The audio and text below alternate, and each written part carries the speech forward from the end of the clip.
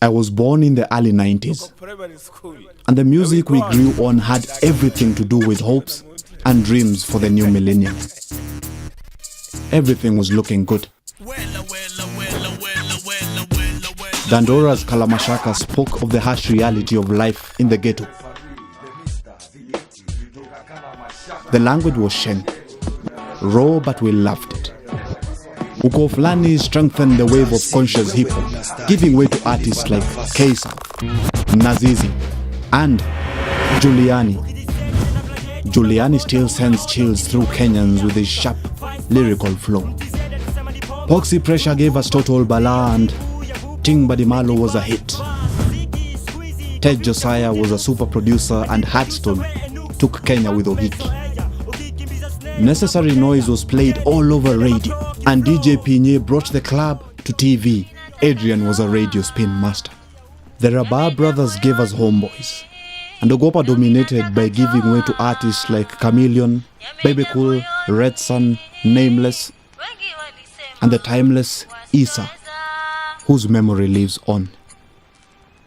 This does not even begin to hint the amount of creativity I grew around. Looking back, I realized I grew up during a revolution, but knew nothing about it. This song goes out to wase, wanapenda kupare, wasichana tuhanye. Hare, hare, hare. Yeah, kleptomaniacs. My memory of music as I know it in Kenya is recorded in just 7 pages of this book, Shades of Benga by Tabu Sosa. The book gives a well-detailed history of popular music in Kenya dating back from 1946 to 2016. The much I have been learning from this book has taught me that to know nothing of what happened before you were born is to forever remain a child. So we purchased the book and we sought to know, but knowing will not be enough. Putting into context what we had learned will be the ultimate goal. So I have reached out to 2 young artists within Nairobi, and they will make me understand what it means to make music for the urban scene today and what the future looks like. This is Jijenge.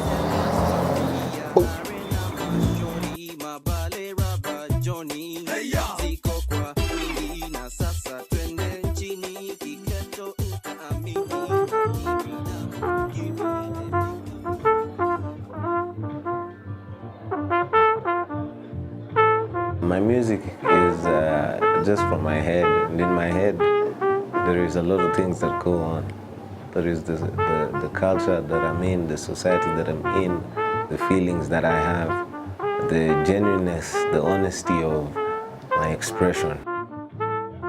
I think it's like a God-manifested gift or something that I listen to it and this comes in my head. And that's what it's gonna go through. I can say maybe a lot goes in the mind, like the sounds that are moving around from the pianist, from the bassist, from the backline of the music, the guys who you're playing with on stage. And it's much better even when you close your eyes and just try and feel it.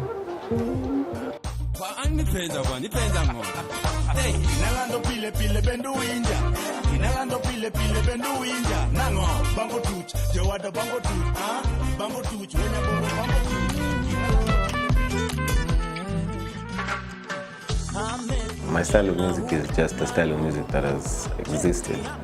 That is a fusion of sounds from Kenya and definitely the blues from New Orleans. And it's a sound that is just jazz. I can call it Kenyan jazz. Jazz music is not a recent genre in the Kenyan entertainment scene.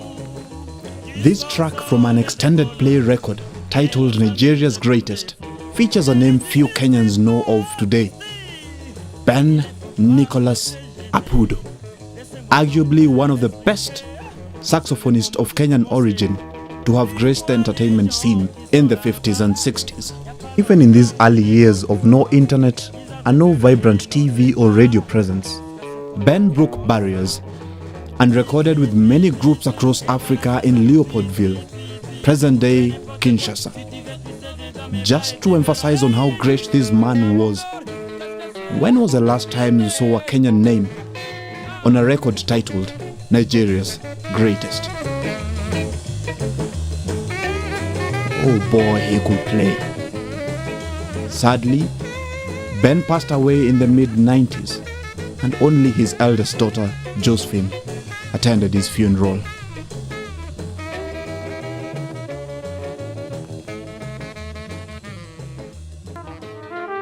My name is Samson. Samson Michael? Yeah. That is you? Yeah. You know, if you speak friends. Are we? I follow your things, but we've never met. Oh, really? Yeah. That's I'm incredible. here for you. I think I'm here for you. you're here for me. I'm here for Are you serious?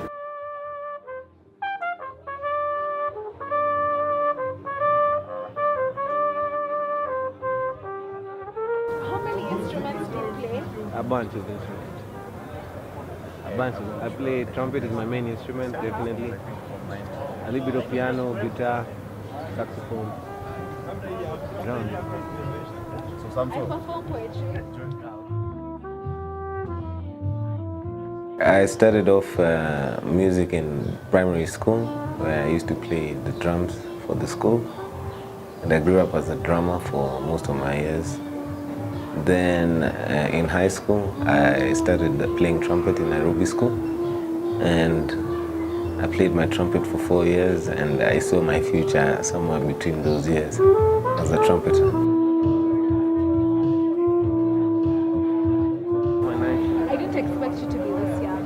Huh? I didn't expect you to be this young. Are you serious? Yeah. How old did you think I am?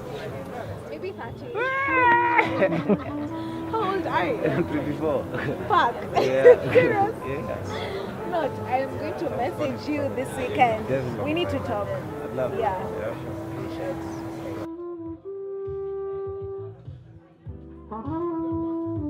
Well, I can say young artists generally face challenges like one.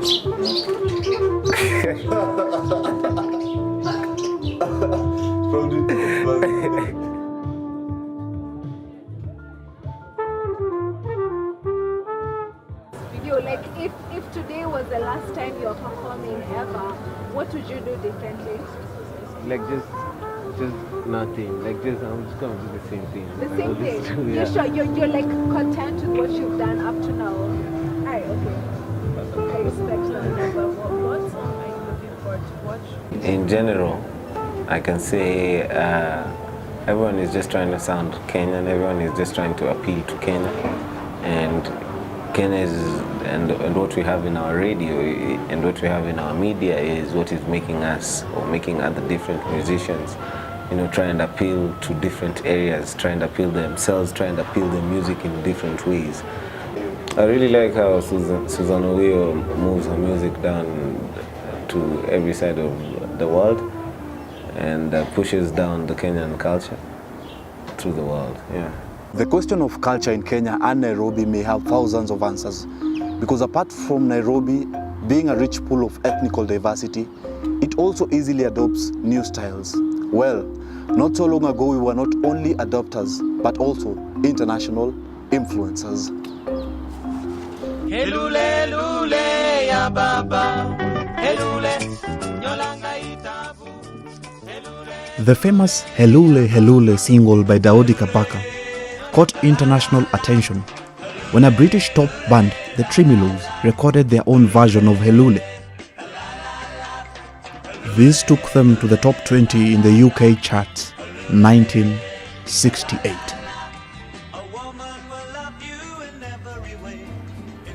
Malaika, a song that inspired decades of popularity through artists such as Miriam Makeba, Harry Belafonte, Angelique Kidjo, Bonnie M, and others, is a true Kenyan gem. The original track is said to have been put together by several artists. One, Fundi Konde, a returning member of the King's African Rifles in World War II, was a studio engineer. Grant Charo from Tanzania sang lead singer, and Fadhili Williams was in the background vocals. Malaika was then sold as part of a record deal that saw the purchase of Jumbo Records by Charles Warren. It is Charles who saw the recording of another version of Malaika with Fadhili Williams as the lead singer. The story around this song always raises debate, but the fact that Kenya is a huge part of its heritage is undeniable. I like to practice a lot and just understand more of my instrument. I understand the fact that I can never be or consider myself the best of this instrument, so it is always a chance to learn something in my instrument. So I am constantly learning the instrument and putting hard work into it, putting practice into it.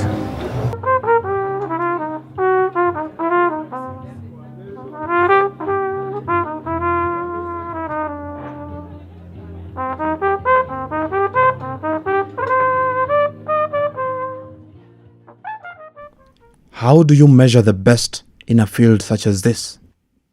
What does it mean to work hard, and does hard work deserve recognition? The world is always unpredictable in its response. Sometimes those who dig the trenches also clean the gutters, and those who polish silver do enjoy its shimmer. Reward is not always guaranteed, and so disregard is always a possibility. I am well aware that not everyone who deserves a pat on the back will get it, but if it's up to me, then it shall be. Chinua Achebe says, unless the lions have their own historians, the history of the hunt will always glorify the hunter. So, yes, I think Samson has all the potential to be a Kenyan lion. Thousands more do. Whether or not they thrive depends on a lot of things. One of the biggest being our ability to learn from small footnotes in our history. This is my way of saying thank you to those who came before us and to laud those who journey still. May your life be music, full of life.